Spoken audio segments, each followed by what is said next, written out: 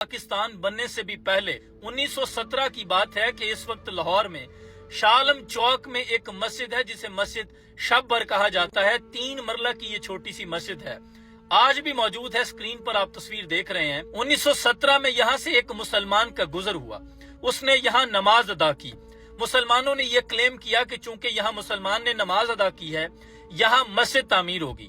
اس ارد گرد علاقے میں چونکہ ہندو اکثریت میں پائے جاتے تھے تو انہوں نے کہا کہ نہیں, یہاں پہ مندر تعمیر ہوگا. اس بات پر مسلمانوں اور ہندوؤں کے مابین ایک ہنگامہ آرائی شروع ہو گئی اور کیس بالآخر انگریز جج کے پاس پہنچ گیا. جج صاحب یہ کہنے لگے کہ میں صبح موقع پر آ کر جگہ کی نوعیت محل وقوع چیک کروں گا, اس کے بعد فیصلہ کروں گا کہ یہاں کیا بننا چاہیے. مسلمانوں کی جانب سے وکیل کون تھا؟ بانی پاکستان قائد اعظم محمد علی جناح رحمۃ اللہ علیہ. انہوں نے آ کر مسلمانوں کو یہ مشورہ دیا کہ جج مجھے متصب لگتا ہے اگر راتوں رات یہاں پہ مسجد تعمیر کر دی جائے تو پھر دنیا کا کوئی قانون بھی اس مسجد کو ختم نہیں کر سکتا, لہٰذا راتوں رات یہاں مسجد بنائی جائے گی. بانی پاکستان کے کہنے کی دیر تھی, مسلمانوں میں جذبہ ہوا کرتا تھا, اسباب تو نہیں تھے, لیکن جنگ لازم ہو تو پھر لشکر نہیں دیکھے جاتے. گامے پہلوان, مشہور گامہ پہلوان, اور یہ سٹوری نہیں ہے, آپ گوگل پہ چیک کر سکتے ہیں. گامے پہلوان کی زیر قیادت ارد گرد کے تمام لوگ امڑ آئے. عورتوں نے اپنا سونا وقف کر دیا, کوئی ترخان, کوئی مستری, کوئی لوہار, جو کوئی بھی فن جانتا تھا وہ وہاں پہنچ گیا. کسی کے پاس اگر کچھ نہیں تھا تو وہ رات بھر خود محنت کرتا رہا, وہ سر پہ پانی لاتا رہا, مٹی اٹھا کے لاتا رہا.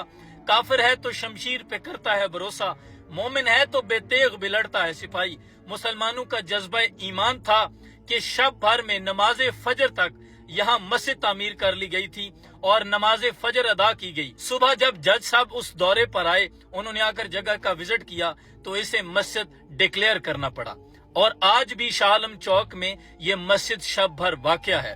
اس واقعے کو بتانے کا مقصد یہ ہے کہ کسی جگہ اگر مسجد تعمیر ہو جاتی ہے تو اس پر بانی پاکستان قائد اعظم محمد علی جناح کا اگر یہ موقف ہے تو پھر مسجد کو اتنی آسانی سے دوسری عمارت کی طرح کیسے گرایا جا سکتا ہے؟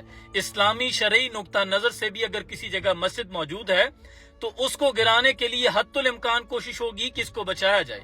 پھر بھی علماء اکرام سے, مشائخ عظام سے مشاورت کی جائے گی, اس کے بعد فیصلہ کیا جائے گا اور اسی طرز کی خوبصورت مسجد اس کے متبادل قریب میں تعمیر کی جائے گی. تو ارباب اختیار کو یہ گزارش کرنا چاہتا ہوں کہ ہوش کے ناخن لیں, لوگوں کے جذبات کے ساتھ نہ کھیلیں.